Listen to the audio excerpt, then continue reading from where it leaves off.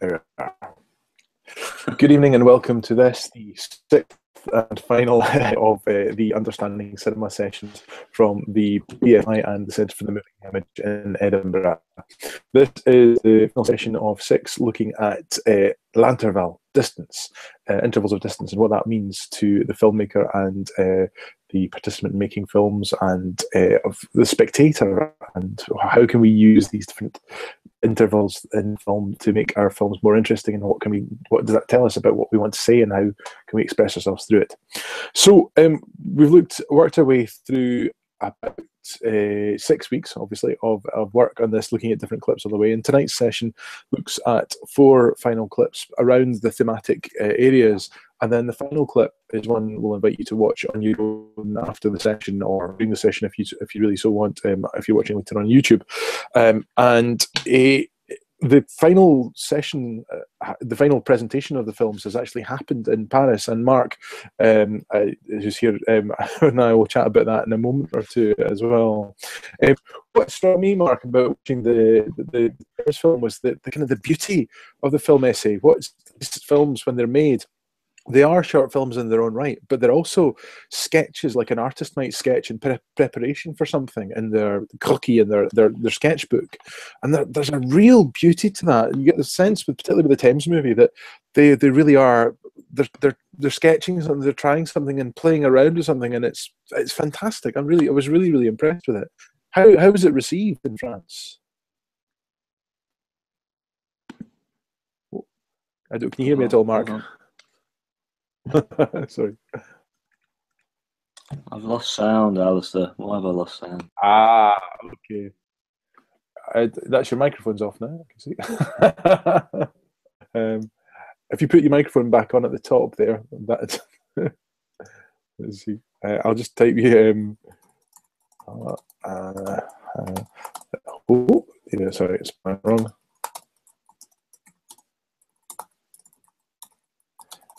In Paris Thames. Can you hear me at all now, Mark? Just take my microphone says it's on. No. Well, can you hear me? Because I can't hear you. If you can hear me, I can carry on talking. Okay. Yep. How was it received? Well, it always happens that you get very astute and thoughtful questions from other young filmmakers when we show our films in Paris. And so one of the questions was, there's a whole sequence, if people have seen the film, there's a whole sequence which is shot on a railway station, on a tube station, outdoors tube station. And somebody said, what were the challenges of shooting on a train platform? And of course there are many that it took 2 hours to get about 1.5 minutes of footage, and it's because you need to sync the arrival and departure of trains. For example, if you need a train in your shot, then you have to wait for the next train to come and then time your recording perfectly so that you grab it at the right time. And the other thing that the students all referred to was that whenever you do get trains in the shot, then you can see the reflections of the entire crew in all of the windows as they come in. Yes. So you have to position yourself so that not only you're out of shot, but you're out of reflected shot as well. So picking up over questions about that. That we thought, I mean, it was one of the students' ideas to name the film "Mind the Gap" or "Attention à la marche" or "Attention à la marche." So that, and they were very pleased that they had to explain to a multilingual audience that was a huge joke. Mind the gap, from train announcements, and the theme of the whole year has been minding the gaps. The gap. Yes. So they were very pleased that they could do that. Yeah, no, it was great. It was a good experience. It's always a challenge when you've got teenagers or younger children who are all English speaking, and because we're English speaking, it means that we don't speak any other languages. Lots of the films are in French, Spanish, Portuguese. There are Brazilian films. There was There wasn't an Italian film this year; it was the previous day. So that's quite the challenge. They subtitle them, but usually the Portuguese films are subtitled in French, or the French films are subtitled in Portuguese. So you might get one or two films that are subtitled in English, and the students always find that amusing because they like reading English subtitles that have been not so fluently put together. I miss the irony that they can't. It's only because they can't understand any French at all. No, it's there's something we always hope that there's something about the language of film that transcends different, the language barriers, the actual spoken language barriers, and our film doesn't have any dialogue in it at all, which made it easier not to subtitle, and it also made it easier, I think, for people to follow who weren't necessarily English. That's great. There's a. They snuck into the location to shoot on their mobile phones. Okay. Okay, so one very sweet thing that a couple of the students showed us. We used to meet on a Tuesday after school in a university in East London, university buildings in East London, and the final sequence of the film, or the second to final sequence of the film, requires the two protagonists to follow each other through the big administrative building in the university. So we got to the end of a Tuesday planning session, and they hadn't quite worked out exactly how they were trying to storyboard what their chase sequence would be through the Queen's building, and then at the weekend when we met them for the final shoot, one of the boys came up to me and said, "Oh, well, we shot this on our phone." We went back after school because their school's about 15 minutes walk away. They snuck back into the Queen's building after school, and they just went and shot with a skateboard because they wanted a travelling shot. So Alex took his skateboard, and they filmed on his phone with another friend without getting anybody's permission. And it was a dedication to their craft, absolutely, and their investment in the project. But also the fact that they felt that they could claim access to a big prestigious university building because it was where they wanted to make a film. And it's the best way of doing a kind of rough assemble walkthrough. I mean, they did it because it was a walkthrough what the final shoot would be, and then they could bring it back to the bigger group and say, look, we think you should do it like this, and we tried out these locations, and this is how we think you should pace it, and these are the kind of sight gags that you can get. There's a lot of almost chapter-esque crisscrossing of characters when they miss each other in the sequence. And it was Abdul and Alex and Hamza who shot that for themselves. And I kind of hesitated to tell their head teacher in case she tells them off. I hope he would applaud their chutzpah. Tenacity. Yes. The couple of shots on the stairs are really lovely. That's absolutely. And what they realise is that you can get two characters in shot who are a distance apart. That's why it works so well. And they can't hear each other or see each other, but they're actually in the same frame. So it's a very neat way of maintaining proximity and visual proximity and distance both at the same time. It's a smart thing to do, straight out of Vertigo, I think. Definitely. Yeah. Yes, they're good at trying to maintain that sense of proximity between the two principals, which they do by cutting away from one eye line, one shot, one gaze to what Elsa is seeing, because you never really see James's point of view. But I like the way they quite subtly characterise this boy when he walks across the road. That they were very anxious about the way they shot the Pelican Crossing and whether it would be plausible enough, because when James comes up to it, he doesn't press the button, he doesn't stop and wait for a light, he just walks straight across. Right. And that's entirely within his character. When Elsa comes, she's very much more obedient. we see the shot of the wait button. She presses it. She waits for the lights to change, and they were convinced that they needed a shot of her deciding to cross when the lights went red, but they couldn't do it. They just didn't have time to get it. So there are tiny things that they think are imperfections that they really needed to seal the continuity and to seal the intention. And the shot from the book's perspective. What's the shot from the book's perspective? Where's that? Type me again. When it's what? So there's some people I can't remember the shot from the book's perspective. Alice is miming to me on the bench. Yes. When it's on the bench of the. Oh yes, yeah. No, that is absolutely. No, I hadn't quite seen it like that, but that's exactly what it is. Yeah. When it's a transitional object, or they actually, one of them called it the MacGuffin. And it is a kind of it's a perfect example of the MacGuffin. There is no point to the book. The book has no value in any narrative set. I mean, it has a function, but it has no value beyond its narrative function. It's just the excuse for a caper, or for a light-hearted and slowed down caper. They were very. There was Beattie, who's the director, was very determined. She didn't get her way. She was very determined that they would shoot.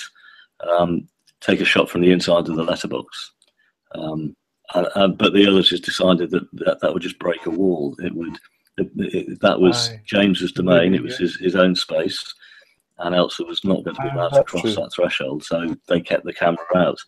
But Beattie wanted a flash, kind of shot through the letterbox, looking outwards. I think she had a very similar shot last year, but she wasn't allowed to have it.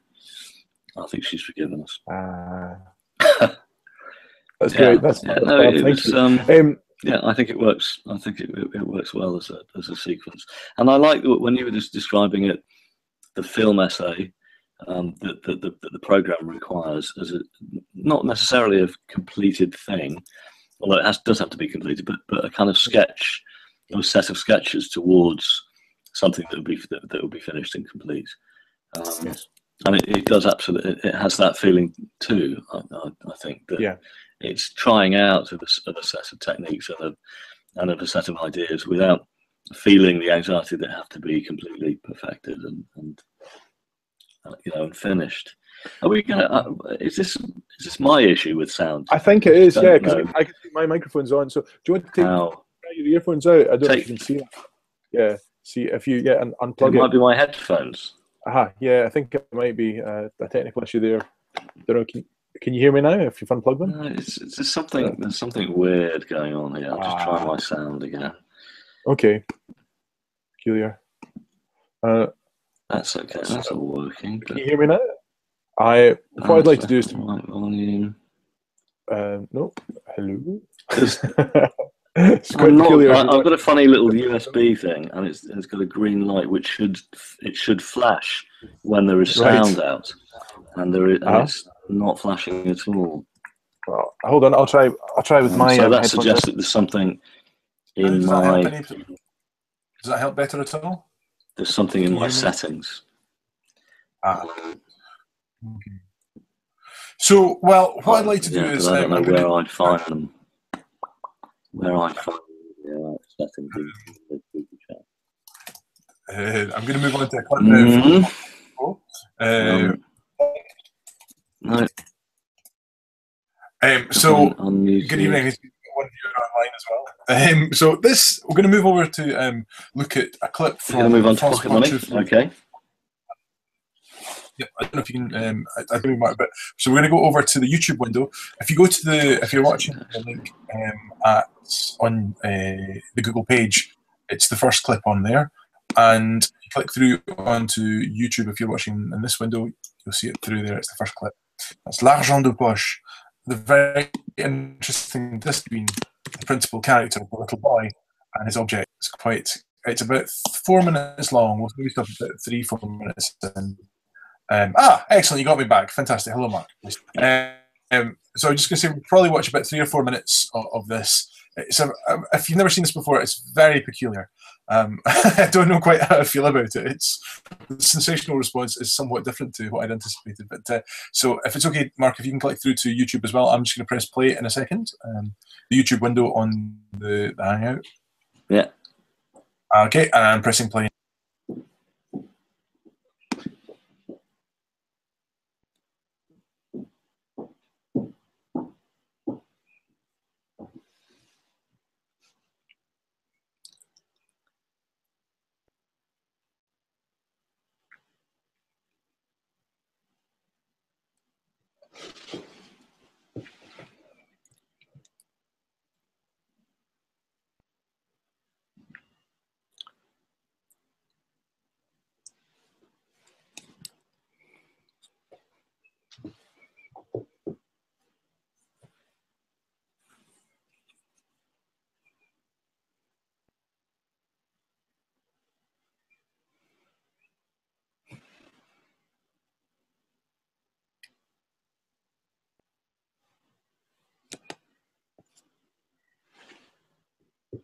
So if you're watching in the session and you can't follow the French, what's happening is that she's lost her wallet, and she asked her little boy if she's got if he's got the wallet, where did he hide it? And he didn't. He says, and he's going to play with the cat now.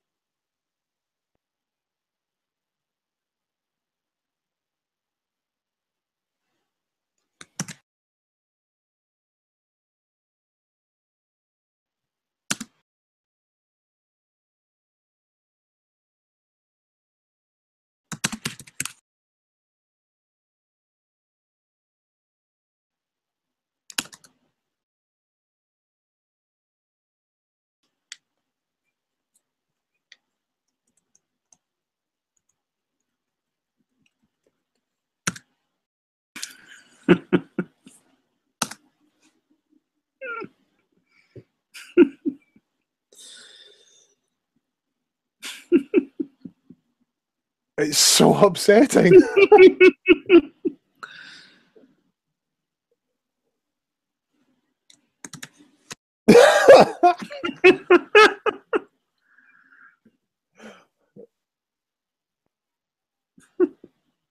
Oh, for goodness sake. So that is one of the most stressful clips I've ever seen in cinema. It's just horrendous the way it builds the tension. Builds it seems so domestic and normal. Dum-de-dum-de-dum. Have you found my wallet? No, I don't know where my wallet is. Oh, there. And this brutality of this child with the cat pushing it out the window. There you go. And then the build-up of the horror of the child itself. The distance between the ground and the child, the cat and the child, the wallet and the child, the mother and the child. There's so many distances at play.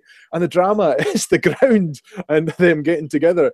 But then it enters into the fantastical when when the child survives, just like Superman just falls out there. And it's so brutal and unreal, and it's quite odd. And your comment there, Mark, in the comments on the side there is quite spot on. It was from previous. Can you tell us about that? But previous theme a few years ago was called Real Fiction, or the relationship between the real and the fictional. And and because it was very French and very abstract and philosophical as well as quite concrete. One of the things that, well, one of the quotes was a theorist called Serge Danet, who said light is the purest form of the real, which I always like, being of that bent. But Alan Bergler, who's the kind of the patron of the whole thing and the artistic director, had this great kind of un-PC quote: "Children, madmen, sick, and animals can only do the real. That you can't make them fictional because they can't perform in the same, that they can't act, they don't have consciousness of acting or performance in the same kind of way as other people do." And so that watching that child, that's part of the anxiety, I guess, is that you can't believe that this is somebody pretending. It just feels as though he is he's just behaving rather than pretending, which makes it such a great performance, really.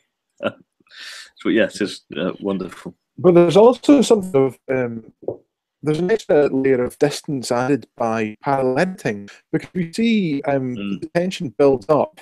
We see the kid going and then he looks through the cut away to his mother. We go to another distance from that. So that's a distance. The parallel is that it presents actions happening at the same time, but because of how we're watching it, we see it stretched out over time. So if it was real, it would be on a split screen, almost running parallel. But in fact, it's you see this and then you see that, which are happening at the same time.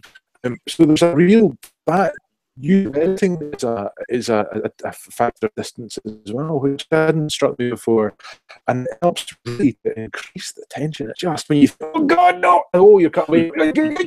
Oh, it's just the horror is quite complete. It's it's very bizarre. You say that young people are fascinated by it as well, and it's side. Yeah, it's one of it's a City Heights group that we work with a filmmaker called Sam Lawler, and Sam said a couple of weeks ago that they just that's their favourite clip, and every session they'll say, can we watch the little boy falling out the window clip again? Because I suppose that anybody who watches it likes the feeling of managed anxiety. You know what the outcome's going to be, but you like to rehearse and re-experience that feeling of anxiety when you know that it's going to have a good outcome. It's a kind of pleasurable anxiety, not like a real anxiety. I guess it's why we like watching horror films, because we know they're ultimately safe. Yes, but we can pretend for a while that they're very threatening. Unless it's The Ring. Yes, which is just true. Yeah. It's fantastic. Yeah, exactly. Yes, that's a distance gone wrong. Very interesting, The Ring, in terms of distance. But I find very odd about that clip is that's a French realism thing that Truffaut is the kind of one of the figureheads of, and it's so real. And then you have this fantastical ending, which is it's kind of magic, something magical about that, and playful. And I don't know. When we were in Paris during the winter last year, there was an exhibition on about Truffaut's life, and you get the sense of this anarchy, of this subversive anarchy, but quite well managed anarchy of the character of Truffaut himself. And that comes across in this clip. It's terrible. Then, I did it. That's a testament to him as a film. Yeah. Well, in contrast to this, we're going to look at, because we looked at distance that way, we're now going to look at a clip which brings distance in this way. This is the silent comedy clip of the week. This is Buster Keaton's Cameraman, and it's an excerpt from In the Changing Room. If you go to YouTube, if you're watching on YouTube, if you follow the link in the group, you'll find it there. And Mark, if it's okay on anyone else in the room, you can click to the YouTube window. And I'll do to the second clip.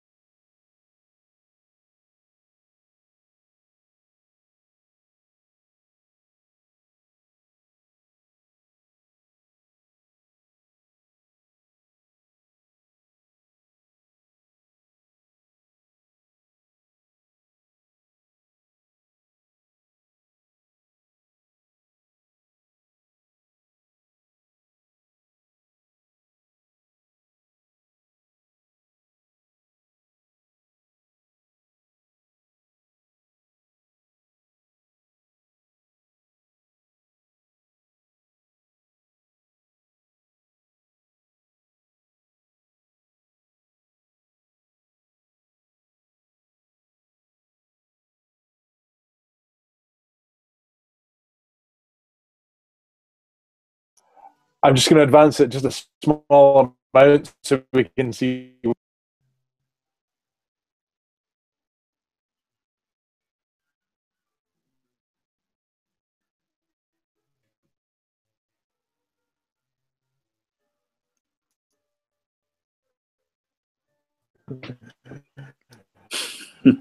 Okay, I think we'll pause there. You get the idea. So this is an interval of distance, which is a really intimate distance. This is if we're talking about circular distance we talked at the start of it. This is an intimate distance that he's in with someone who would normally be a public distance. So it's on top of it's kind of very strange. It's it shouldn't it shouldn't be like he should be in there on his own, and then he should be in the next one on his own. But it's not. And it's a very, very absurd clip. And the absurd are very, very fond of the book of Buster Keaton in particular. People like Samuel Beckett, UNESCO, and other dramatists, and people went on to be film very inspired by him, obviously, as well as realists, particularly taking Buster Keaton. And what it does is he takes an absurd situation, a very strange situation such as that, and makes it real. You follow the logic of that situation. So the logic is, oh, I'm trapped in this situation, I've got to get undressed. So this guy's got to undress.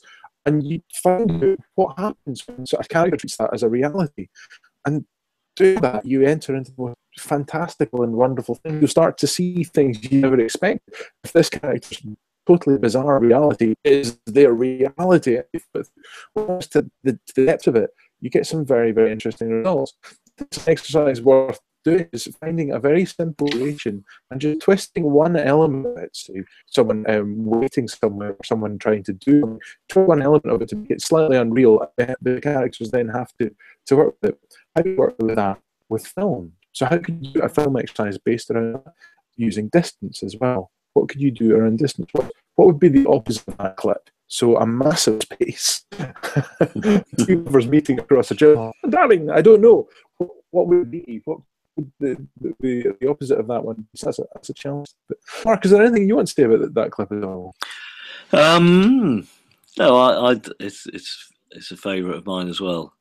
And again, it was also last year or the year before. They used it for one of the other themes, and about working in confined spaces, shooting in confined spaces, and the primary schools in Lincolnshire that we worked with were all they all watched it and loved it as well. They just find it hilarious. I think it's great that that it can still amuse people 100 years after it was filmed, because it's such a simple setup, such a simple scenario, and yet he has to work. They both have to work really hard to keep finding new and absurd contortions and situations that they find themselves in. It reminds me of your trestle theatre idea. I mean, yes, I know you don't claim Tretto theatre, but you told me about Tretto theatre, when you give yourself an arbitrarily demarked space and have to perform on it. It's to be able to do something like that with film, I think would be a great exercise as well, just to squash yourself into the confines of the frame of a camera, and stay within it, and see what scenarios you come up with. I'll put a link on to the YouTube playlist of a short film that we made of a Tretto piece that we did in Glasgow about 3 or 4 years ago.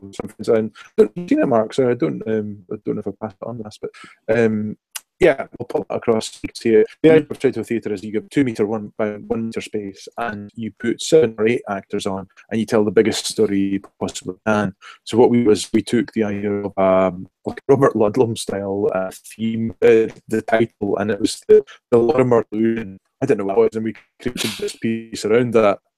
We went for a feel to the thing. So it's the 39 steps.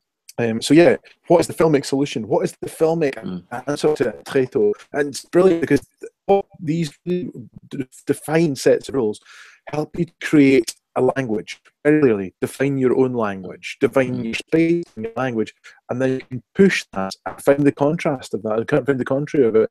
utterly brilliant exercises. So yeah, put that there as a provocation as well for people to use. The thing about Keaton as well is that he was known as, of course, the Great Stone Face because he never smiled and never laughed in his work. And so, but when you're doing that sort of stuff, not to be laughing away, it's yeah, it's very silly, very silly indeed. But, the contrast, that's a very intimate space. So the first clip was the space in a way. This last clip was about a narrow space. This I'm going to show you is from Abascaria Stambi's Through the Olive Trees. And this, I'm only going to show you bits of it because there's so much of it that's really important to the Lanterval distance thing. And it's at the end, a character who's fallen in love with another character in the movie and trying to woo them by following them and going, "Hey, you, oh, man," and talking to them and saying sweet things to this character keeps going away past through. And the last 15 minutes of the movie is pretty much the characters walking through these olive trees and through country. So if you're watching at home later on YouTube, this clip that starts at 1 hour and 31 minutes into the film is 1 hour and 31 minutes. The entirety of the film is there on YouTube channel, so that's something else. I haven't quite found the subtitles yet, but it is there. And so if you head across to the playlist, the Google page, if you're watching that one, and if you're in the room, search across to YouTube now, if it's all right, and we'll take it forward to 1 hour.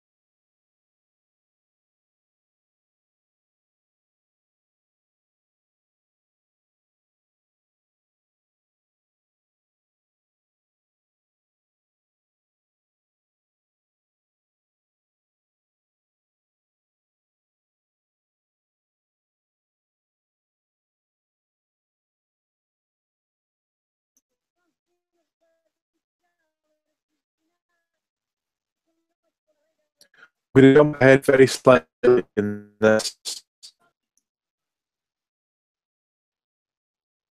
Still the same sequence.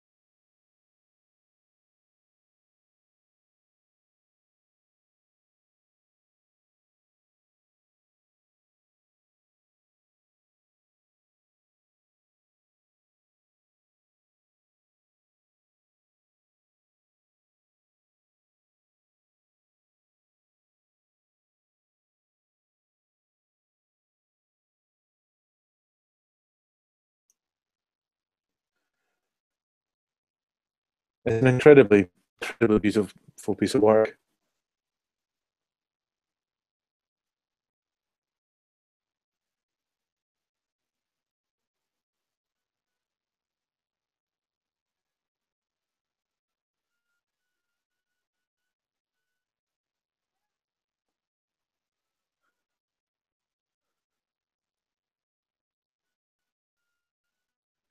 A response from her. He's determined to get a response from her, and this is really goes for it.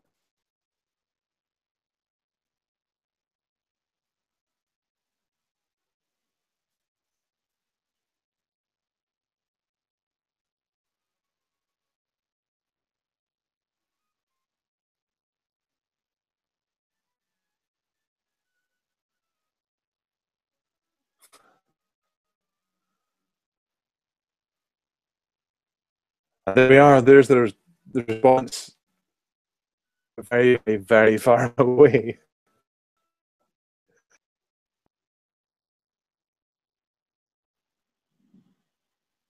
Was it there? Just so to leave something to whet the appetite with. So that clip that is the opposite of Buster Keaton in many ways. There's that great distance. Time and pacing of that, of course, is not ideal for a session like this. To watch it on big screen, it was just incredible. We saw just a couple of excerpts from the film, and these white they rose through the landscape. It's just beautiful because it stands out so clearly against the beautiful green of the landscape there. There's these two white dots going. There's that first shot that precedes this sequence, which we saw the tail end of. It's a never-ending pan of him going, "Hey, come on, come on, hey, I'm talking to you. Can we come out with me? Dad, come on, let's go." That. And it's just this painful thing. Oh, long take, and the emotional kind of response to it, and this camera. This never-ending pan. It is 780 degrees by it's finished, but it's maybe done, I just think it's a remarkable thing. But the thing that's really important about it is the response question. Even at the very, very, very heart, it remains the property of the characters. And that's absolutely beautiful that you watch a film and the characters who going to happen. The personal thing between them that you're not part of. Again, that's quite something. Mark, what would you call it? It's almost as if the director set himself the challenge of shooting a drama between two people as tiny and as far away as possible. So if they couldn't get smaller in the screen and still be visible. I think he's making a very extreme. Taking an extreme point of view and making an extreme point about the limits of human perception, but while maintaining human connection. He's saying, you will still be engaged in the drama of these two people, even though you can barely see them. It's a formal piece of formalist kind of bravura filmmaking. I think he's just he's stretching the elastic to see how far it'll go before it completely snaps. And there's also there's a kind of a reticence, which is maybe political, about not intruding in the emotional lives of those two people by kind of thrusting a camera right up in their face. Yes, indeed. Yeah, it's extraordinary. A different thing about it is that use of sound is a very excitement register of sound. When we hear them moving, particularly in the first couple of shots of that, but it's like they've got lapel mics on somewhere inside their costume. You can hear bottles clinking that he's carrying in the bag. You can hear there's much more closer. When he starts to walk up the Z track, what a great way to get a character to go away from someone slowly and cinematically. That's really great. Totally, she's getting further away, but she's still in the frame. It's just really nice. Her clothes, you still hear this instant that he's at. I thought that was really great. In terms of that, slightly real, because our ears wouldn't perceive the rustle of her clothes. That's right. He has a kind of trope in there's that trilogy of films which are I can't remember what the first one. Where Is My Friend's House? Where he likes to have tiny figures in really big landscapes, zigzagging their way up hills or zigzagging their way down hills. But just to show people where they are, where they come from, to imbricate people in the landscape and in the countryside as part of who they are, and much less prone to doing the close up and the emotional, the kind of the very obvious emotional stuff. He can do emotional still, but while keeping his characters tiny and more rooted. So he does have lots of shots of little tiny figures running up and down hills like that. It's he just uses different hills and different figures. Yes, I think it's great. One of the important things about this film as well, it's cinema. It is cinema.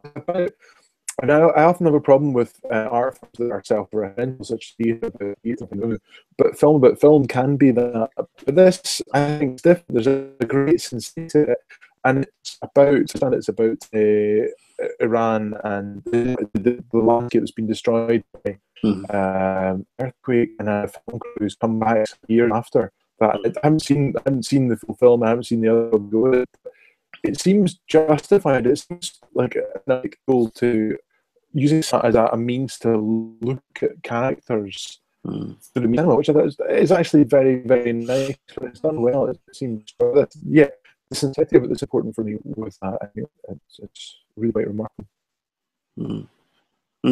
Yeah. And there's one clip I watched. Sorry, Mark, is there anything you want to say on that point? No. I was going to show one live in this, but it's a clip from a film called Awful Truth with Cary Grant in it, and the only bit I could find that was usable within this, it's got terrible soundtrack music, which is the original soundtrack. I think we'll do that all there so you can use it online. So we'll maybe not look at it. It's in the clip list if you want to have a watch at it.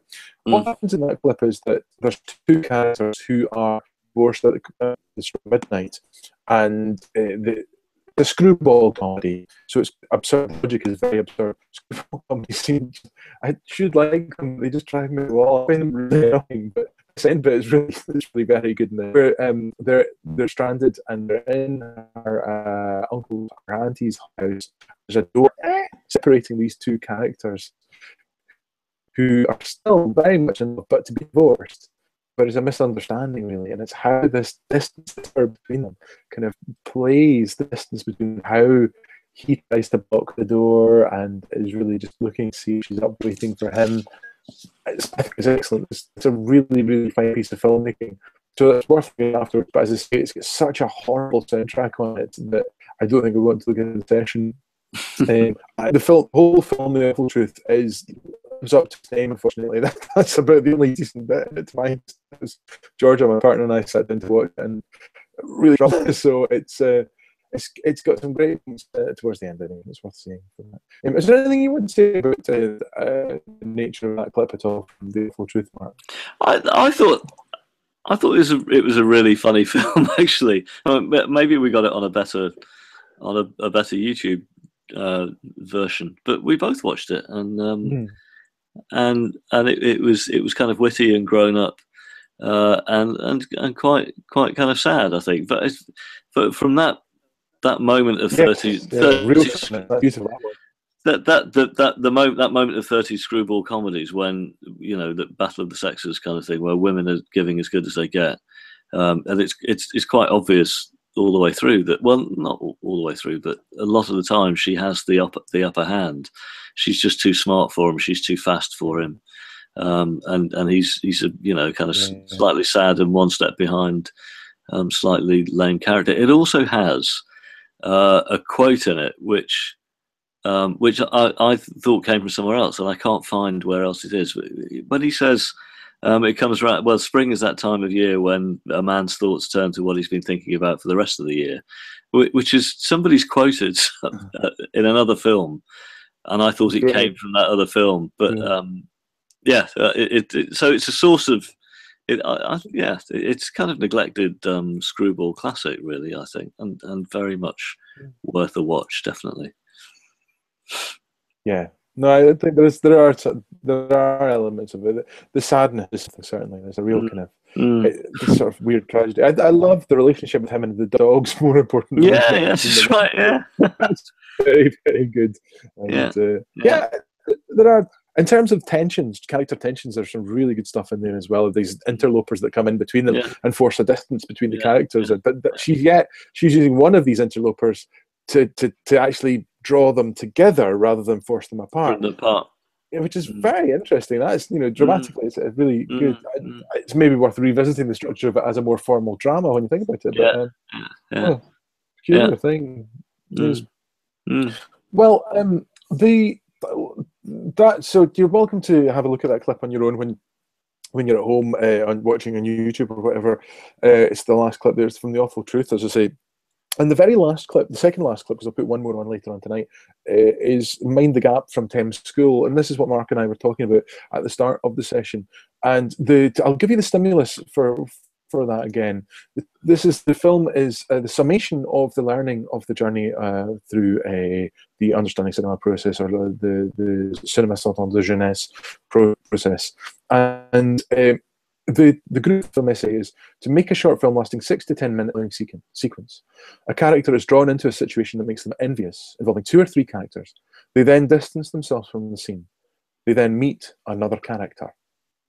In the film, the audience's emotional response should be brought about by visual and oral spacing, or intervals between the characters and the camera, moving closer to each other, pulling away from each other, placing objects between the characters, placing objects between the camera and the characters. So when you watch this film, have a think about that. Think about how that's the genesis of the work. Mark, can you say a little bit, because I know you say about it in your blog there, what the stimulus is, that what is the envious thing? What is the l'envidia? Why is it that she is kind of envious or pulled away from? When we introduced the brief to the group, one of the guy called Salahud, we went straight to it. He said, "How do you do envy in film?" He said, "That's got to be really, really hard to do envy in film." And they went through a whole load of possible scenarios where characters would be envious. A character would be envious of other characters, and the one that they settled on, which that we're still not completely convinced by, is that that it's a girl who is kind of left out by her family, is neglected by her family, and they wanted to shoot a whole series of scenarios where the rest of her family were playing games, having fun, laughing. And she was just left out. She was in another room, or she was down a corridor.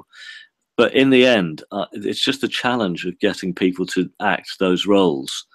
That they just couldn't create a convincing, envious scenario. So in the end, they settled for her being just left out, just ignored and neglected. So she's at the beginning of the film, she's pretty much decided to leave home, and it is quite sad, really, that she. That as she's leaving home, she kind of pokes in and looks at her parents and her sister all playing, and nobody notices her at all. So it's not quite envy, but it's. And the other thing about it is, we watched I maybe mentioned it last week, a short by Lynn Ramsey called Gas Man, which is on YouTube, because what they said was, how do we get, if we're going to film this family, how can we film them convincingly without getting professional actors to act like they're having a party? And Marcus remembered Gasman, and he said the thing about it is that it's shot in extreme close-up and only of parts of bodies, so you don't have to have anybody acting. You just have people sitting there, and so they very much followed that, and I think they did that very successfully. It's just not quite an Nvidia situation. It doesn't matter. I think it really matters. But that was the setup. No, it's a great provocation. I think that's the strength of these things as well, is that don't get too het up on the specifics of it. The specifics help to define it. They define the space, like we say, one of these things. But then it's how you apply that and you grow and move that. That we had the same when we were presenting films through the Understanding Cinema project last year in Edinburgh. That the provocation some people just slightly swerved away from it Yeah, and just yeah. used it to create these amazing films. Yeah, And it's brilliant. It's getting people making films is fantastic. And here, this project, this sequence of 4 or 5 exercises, very simple, very straightforward, are so well thought through by the team in France that they propose a really concrete way of working and exploring film. They ask questions of you by how you do them. And that's the strength of this project, is that it's a questioning thing. It's about building your own language as a filmmaker, each year, building year upon year in a different area. So we've gone from the place of real and fiction, the long take, mise en scène, and now we looked at the interval, distance. Anyone who's gone through those 4 years, that's extraordinary. That's a fantastic amount of experience and work to go. I remember when I first got this job, I was talking to Neil Fox in the office of the Centre for the Moving Image, and it was the year we worked on mise en scène, and he said, we spent an entire term working on what is mise en scène, but yet here's a project that says, this is what it is, look at this, here's some clear examples, go and explore it and find it for yourself.